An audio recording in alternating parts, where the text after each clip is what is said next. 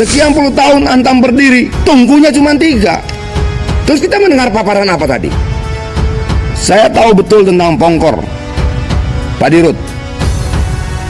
Nggak ada pengusaha lokal lahir dari Pongkor sejak tahun 70-an sampai hari ini. Kalian tidak mengembangkan siapa-siapa di sana. Yang kalian kembangkan perut kalian sendiri kan? Rumah kalian tambah besar. Tapi rakyat di sana, ada tidak pengusaha lokal yang sekarang berasal dari Pongkor yang kemudian masuk dalam pertarungan perebutan proyek-proyek nasional? Gak ada. Sementara berapa banyak Antam tidak bayar hutang ke sekian banyak kontraktor dan sub-subkontraktor yang dipekerjakan? Ratusan miliar pimpinan. Dia bunuh pengusaha-pengusaha kecil itu. Kalau mereka tidak mampu, mereka minta PMN. Sementara pengusaha-pengusaha kontraktor subkontraktor ini bertebaran mati dengan alasan pandemi.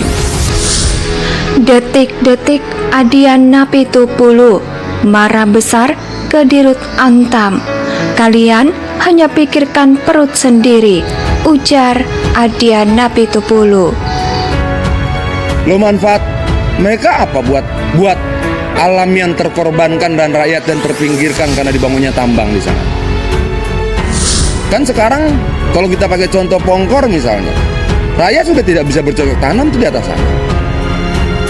Penjagaannya sangat ketat, masuk pun tidak bisa. Nah, laporan ini mana? Bisa nggak kita dapatkan? Biar jelas bahwa kemudian BUMN tambang ini punya manfaat juga untuk rakyat sekitar. Negara lagi susah, refocusing di mana-mana, anggaran dikurangi, ditekan di mana-mana, tapi kita tidak mampu meningkatkan jumlah produksi. Seolah-olah BUMN dan problem negara ini terpisah. Negara-negara, BUMN. Harusnya BUMN mampu menjawab dong, bagaimana kekurangan anggaran kita dalam situasi pandemi ini. Adanya BUMN ini tidak mampu memberikan jawaban itu, pimpinan. Nah, saya minta dijawab sekarang, pimpinan, berapa sih datanya? Luasan IUP Antam seluruhnya, dari seluruh sumber daya mineral yang ada, sekian banyak jenisnya. Berapa yang punya cadangan dan kandungan, dan berapa yang sudah produksi, dan sisanya berapa yang tidak diproduksi, dan kenapa? Saya minta dijawab sekarang, pimpinan. Pimpinan, BUMN ini kan harusnya membantu negara dan membantu rakyat. Itulah dalam kepala saya tentang BUMN, khususnya BUMN tambang.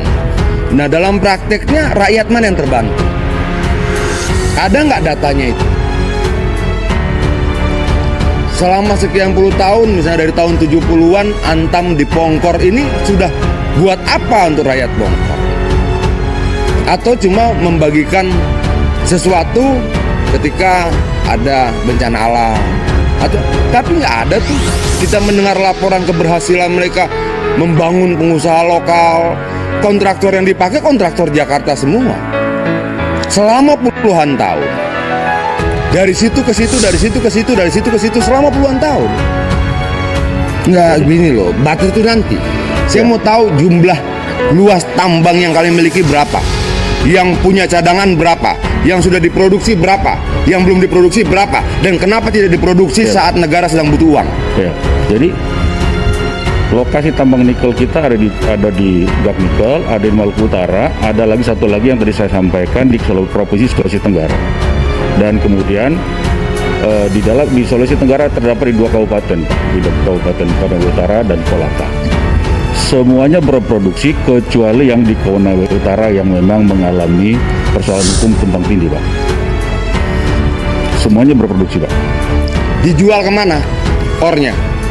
Jadi sebagian besar saat ini digunakan di terbagi 2, Pak ya. Jadi ada yang kita gunakan di Pomala, ya, yang berasal dari wilayah Pomala dan juga dari Maluku Utara. Sebagian lagi kita jual ke pabrik-pabrik nikel yang sekarang ada di Indonesia, yaitu kapasitas smelter Antam berapa? Antam saat ini mengkonsumsi 2 juta ton. Berapa tungku? 2 juta itu berapa tungku? Kita sekarang ada 3 tungku, Pak, di Konawe Utara. Di yang Malah. Dimiliki Antam dalam smelter nikel berapa tungku? Apa nggak sebaiknya kita ini dulu nanti? Nggak. satu-satu gitu Mas? Bukan pimpinan, ini penting. Oke, Menurut saya dipersilahkan. Kenapa nggak pernah diceritakan kok? Saya nanya sama teman-teman Komisi 7 di sini. Ada nggak yang tahu jumlah IUP berapa banyak yang dimiliki Antam? Timah, PTBA, luasnya berapa? Yang punya kandungan potensial berapa? Yang sudah diproduksi berapa? Yang belum diproduksi berapa? Kenapa tidak diproduksi? Kita nggak tahu itu pimpinan. Ya, baik Pak Adian. Jadi secara angka kami nggak bisa menghadirkan sekarang. Kenapa? Kamu dirut kan?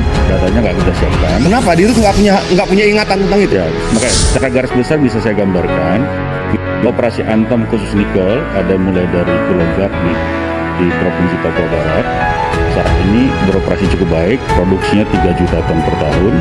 Total cadangannya mungkin sekitar 200 juta ton. Ya. Kemudian ada lagi di Maluku Utara. Jadi blok tambang nikel Antam itu gampang Pak. Di timur ada di Pulau Gak, ada di Maluku Utara, Halmahera Timur. Ya.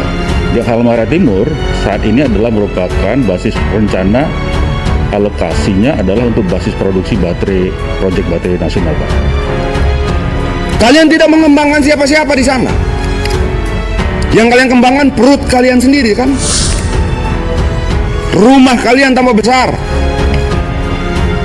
Tapi rakyat di sana, ada tidak pengusaha lokal yang sekarang berasal dari Pongkor yang kemudian masuk dalam pertarungan perebutan proyek-proyek nasional? Gak ada. Ini loh yang saya bilang jadi alat ukur kita pimpinan. Bukan angka-angka ini. Kalau angka-angka ini kita panggil auditor saja, panggil BPK periksa bener nggak? Yang saya butuhkan itu konkretnya mana? Kalian buat agrowisata di Antam sana di Pongkor, mana jalan nggak? Nggak ada pengunjungnya pimpinan. Semua buang-buang uang. Nah yang seperti ini, coba pertanggungjawabkan CSR kalian berapa, kemana, bagaimana pengelolaannya. Saya minta jawaban tertulis ya pimpinan, karena dari dulu kita 3 kali kunjungan kerja kita ke Pongkor, nggak pernah saya dapatkan itu. Jadi kalau yang kita punya hari ini beroperasi 3 tungku. Nah ini maaf pimpinan, BUMN sudah puluhan tahun 3 tungku smelternya. Kenapa bang? Iya. Nah ini yang saya bilang, kok kita nggak serius sih ngurus BUMN ini. Sementara berapa banyak Antam tidak bayar hutang ke sekian banyak kontraktor dan sub-sub kontraktor yang dipekerjakan. Ratusan miliar pimpinan. Dia bunuh pengusaha-pengusaha kecil itu. Kalau mereka tidak mampu, mereka minta PML. Sementara pengusaha-pengusaha kontraktor subkontraktor ini bertebaran mati dengan alasan pandemi. Sekian puluh tahun Antam berdiri, tungkunya cuma 3. Terus kita mendengar paparan apa tadi?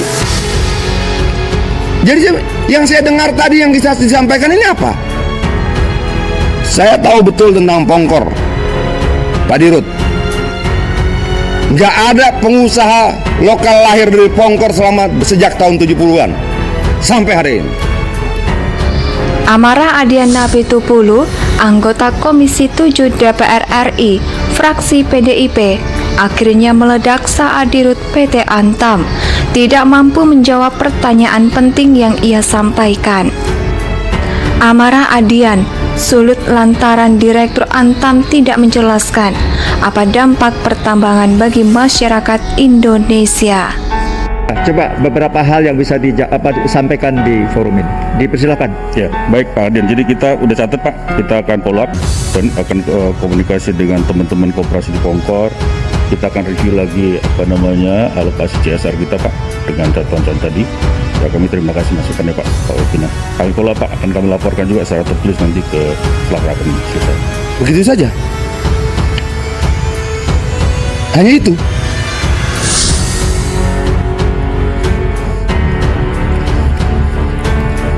Nggak perlu sekolah jauh-jauh dan tinggi-tinggi kalau hanya mengeluarkan jawaban itu pimpinan. Nggak perlu jadi dirut. Sejak dulu dan sampai hari ini saya masih mempertanyakan tanggung jawab Antam terhadap 200 rumah rakyat yang dibakar di sana. Sejauh mana kalian peduli ketika mereka tidak punya tempat tinggal? Kenapa di PT Timah bisa ada penambang rakyat dihantam di Pongkor tidak bisa? Kenapa tidak dicoba dirangkul rakyat itu seperti merangkul rakyat di sana? Toh kekayaan alam itu juga bisa dikelola bersama-sama. Dan undang-undang memungkinkan itu. Beberapa koperasi sudah coba mengajukan untuk ikut menambang di sana, tidak pernah terrealisasi kok. Untuk sementara itu dulu pimpinan. Terima kasih. Terima kasih, luar biasa. Yang terhormat Adian Napitupulu dari beberapa catatan, nampaknya memang menyangkut banyak hal yang saya kira perlu sesi khusus nanti Pak Adian. Sekarang kita selesaikan pimpinan. Ya. Ngapain kita mau tunda lagi? Berapa lama lagi penderitaan rakyat ini? Ya. Apa kita mau jawab apa sama rakyat? Rakyat tunggu dulu, teruslah menderita. Ya. Kami sudah mau pulang. Begitu jawaban kita. Enggak, bukan itu juga maksudnya. Terima kasih. Ya. Udah. Sekarang dong. No. Ya. Apa kesimpulannya?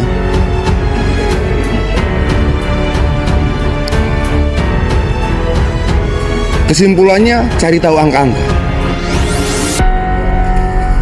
Nah ini problem gitu pimpinan.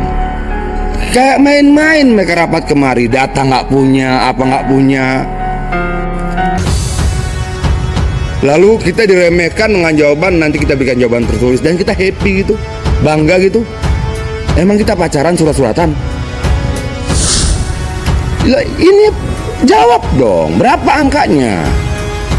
Jawab berapa yang dikeluarkan, jawab berapa pengusaha lokal yang kalian bangun. Karena saya bisa kasih angka pimpinan jumlah rumah yang mereka bakar. Kenapa mereka tidak bisa kasih angka sama saya jumlah rumah yang mereka bangun? Kalau cuma mengeluarkan jawaban seperti itu, dia tidak menguasai angka loh. Harusnya di RUT itu kalau rapat RDP seperti ini bawa jajaran, angkanya berapa? Angkanya berapa? Angkanya berapa? Jangan dong kemudian kita permisif terhadap hal seperti ini dengan memberikan kesempatan jawaban tertulis. Nanti kirim jawaban tertulis ya. Selesai. Saya mau dijawab sekarang, dia tidak sanggup pimpinan. Terus kita ngomong sama siapa ini? Hah?